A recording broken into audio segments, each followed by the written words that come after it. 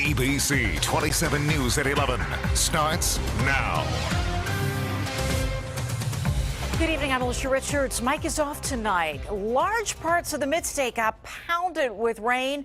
Let's hope that's all for now. Eric Finkelbinder in the Storm Track Center with the latest. Eric. Yeah, that's all for now. That might be all for a while. It looks like we do get a bit drier here again. But first, let's talk about what we did have today and what we are seeing now in the radar picture showing that much of the storm activity pushing south. And I would say about half of the viewing area really received the rain. This is Doppler radar estimated rainfall. We have two lines that kind of move through. Let's first focus on the one from about eastern Perry County right down through Harrisburg and then right into Lancaster County, getting some soaking rain too. Some areas getting over an inch of rainfall. Same thing here in Franklin County. That was the second batch moving through. Mont Alto Fireman's Carnival, a little bit wet. Getting some reports there of about 2 inches of rainfall there at Mont Alto. Let's see if I can quickly show you some of the rainfall amounts. These are the top 4 sites that we're able to pick up in our WeatherNet community: Hummelstown, Wormleysburg, Peckway, and Kissel Hill. Notice we're starting to see some fog develop. This is looking at Hershey Park, Alicia, so that's one thing we will have to keep in mind as we head into the morning commute. We'll talk about the weekend coming up.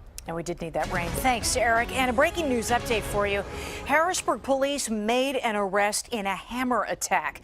Late tonight, police caught 23-year-old Brandon Williams. They say in April, Williams threw a hammer at a woman, put her in a chokehold, and threw her to the ground.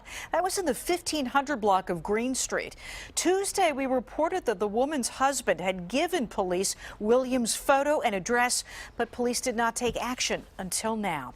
Harrisburg police believe these might be the shooters in yesterday's violent incident at 4th and Emerald. A 17-year-old and an 18-year-old both shot in their legs. Police say they are not cooperating with the investigation. Police are trying to determine who those two guys are. Some people in Midtown Harrisburg on edge after a string of violence. So Mayor Papenfuss and the Midtown Square Action Council are going to hold an event next week focusing on public safety. City officials are going to be there, and they're going to answer questions from the public. That meeting being at Second City Church on Verbeck, and that is Tuesday at 6:30 p.m. And this could be a good tool. Harrisburg police making a crime map available online. It shows where crime has happened. It also will give you crime alerts if you sign up for that. To get those crime alerts or just to see the map, head over to raidsonline.com. A terrifying attack on a couple in Fairview Township, York County. At 12:30 this morning, 2 armed and masked men broke into their home at the Meadowbrook Trailer Park. They struck the wife in the face and pistol whipped the husband. Still, he fought back and he got control of the gun they had. 3 shots were fired. The 2 attackers ran, leaving a trail of blood. We will give you new information when we get it. The Fulton County DA saying the state police officer who shot and killed a retired trooper was justified in his actions. In March, a trooper shot and killed Clarence Briggs, who robbed the Fort Littleton Turnpike toll plaza and killed a turnpike worker and a private security guard. A couple of deadly accidents today. I-83 South closed earlier tonight in Springfield Township. That's in York County. 1 person was killed in that crash. And in Lebanon County, Route 322 in Cornwall was closed for more than 4 hours this afternoon. At 12:45, 17-year-old Danielle Beard of Sinking Springs, Berks County, veered into oncoming traffic, according to witnesses. Look at that car. She was killed right away, and so was the driver of the pickup truck that she hit head on. 48-year-old Brian Eberly of Ephrata. He was flown to the hospital where he later died. Philadelphia Congressman Shaka Fattah has resigned effective immediately. Tuesday, the Democrat was convicted of racketeering. The case revolved around a $1 million illegal campaign loan. Last night, Fattah announced he'd leave Congress in October when he's sentenced. But today, Speaker of the House Paul Ryan asked him to leave Congress today, and Fattah has. House Democrats have ended their sit-in. They tried to force a vote on gun law reform. After 26 hours, that did not happen. The Senate is still working on a bill. The state budget is due in a week, and it looks like it'll be on time. Last year, as you remember, it was almost 9 months late. Here's Dennis Owens. So today, we stand together to fight heroin, to fight opioid epidemics. The entire state house, men and women, Republican, Democrat, even Governor Wolf, united in calling for a special session on opioid abuse in Pennsylvania. This is an epidemic. 3,300 people in 2015 it's reported died of overdoses in the state of Pennsylvania. Standing side by side isn't only happening in the fight against addiction. We'll be finishing up with the budget hopefully next week. I feel very positive about that. It's been a positive several weeks for the legislature, legalizing medical marijuana, agreeing to a basic education funding formula, modernizing liquor, and reforming pensions. We have some kind of a groove going. I just hope it continues on, and June 30th we have a budget finalized. All sides got bruised in last year's 9-month budget impasse. Sources say that expectations and tensions are much lower this year. I think we're within hundreds of millions of dollars of each other. And if you look at it where we were last year at this time, we were billions of dollars apart. But as the House agreed to battle opioid addiction, they are relying on potentially addictive behaviors to balance the budget without raising taxes. I think we need revenue, and liquor and gaming and tobacco are going to be the revenue generators. We're kind of holding our noses with some of the votes that we're taking, but we know that it's good for the big picture in order for us to keep moving forward.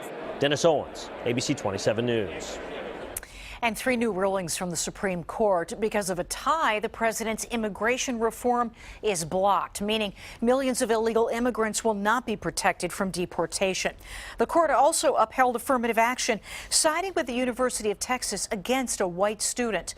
And the court says police cannot force drunk driving suspects to take a blood alcohol test without a search warrant. However, police can require a breathalyzer test without a warrant because that's considered less intrusive.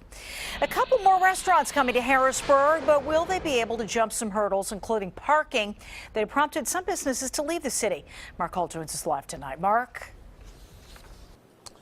Well, Alicia, the owners are well aware of what they signed up for. They say that they are ready for the challenge, and they showed us why. Capital Gastropub will open its doors on Friday. What is a gastropub? It's a pub that serves high-quality food. We're going to have American classics along with traditional English pub food. We're going to have such dishes as shepherd's pie and fish and chips, which are very well known in English pub, food industry. But we're going to have an amazing selection of steaks and seafood as well. There's plenty of room. The second floor will be available for overflow and private parties. There's also a rooftop garden. Ownership has plans on opening a second restaurant across the street in late summer. Eric's excited about the opportunities, but he's well aware of some of the concerns. People are feeling kind of uncomfortable with going out to restaurants during the weekdays when they have to pay for parking. When my son comes down to visit me, he's got to pay the meter. Charles Banks has lived on 2nd Street for more than 30 years. That parking is taking a lot of business away. Banks is excited about the new restaurants, but he's seen others take a hit. When they open up for a while with that parking, it's not people not going to come down and pay to park until 7 o'clock. Eric is betting that his team's experience will draw people in. Hopefully, our mentality and our culture and our efforts will kind of educate local people to come and get this experience. The Bridges Social Club expected to open in late August or early September. Working for you live in Harrisburg, Mark Hall, ABC 27 News. Alicia, we'll send it back to you. Thanks, Mark. And back at the Capitol, 2 bills at the Capitol target stolen valor. Both have bipartisan support, so why haven't either become law? Kendra Nichols found what might be the answer. Recently, the House unanimously passed this stolen valor bill. House Bill 2050 will make it a crime for someone to claim they are a veteran in order to obtain money, property, or other benefits, a punishment of up to 1 year in prison and a fine. Well, this bill is sponsored by Republican Representative Rick Saccone. I think it will preserve the honor that our veterans have earned and duly deserve. And so I'm really proud to be part of this bill, and I'm hoping it sails through the Senate. But a very similar bill already passed the Senate last year. We did a story on the bill when it passed and talked to the prime sponsor, Democratic Senator Anthony Williams. So why hasn't his bill moved at all? I would suggest that partisan politics played a role. individual personalities play a role. Senator Williams had introduced something over a year ago just like this. Okay. Are you familiar with that bill? I am not familiar with that bill. I did hear something about his bill, but I'm not familiar with it. I did it on my own. I didn't know when I introduced it that he had done that, but I just feel strongly about it. Stolen, hijacked, any other inappropriate term that suggests theft. Senator Williams says mirroring bills is becoming a common practice at the Capitol. Unfortunately, it's increasingly common, and it falls along party lines. And I wish I could say it doesn't, but if we went through the information about bills that were introduced and those that passed, there would be a surprise to many taxpayers in Pennsylvania that they were wasting time like this in a partisan fashion. Working for you, Kendra Nichols, ABC 27 News. And still ahead tonight, what happens if Britain leaves the EU? Experts say it wouldn't be good for the U.S. Also ahead, why we'll only be rolling up our sleeves this fall when it comes to getting vaccinated against the flu. And he could get the medal for Best Dad, what he did for his young son. And get ready, it's another restaurant report tomorrow morning on Daybreak. What will Amanda St. Hilaire find in those state inspections?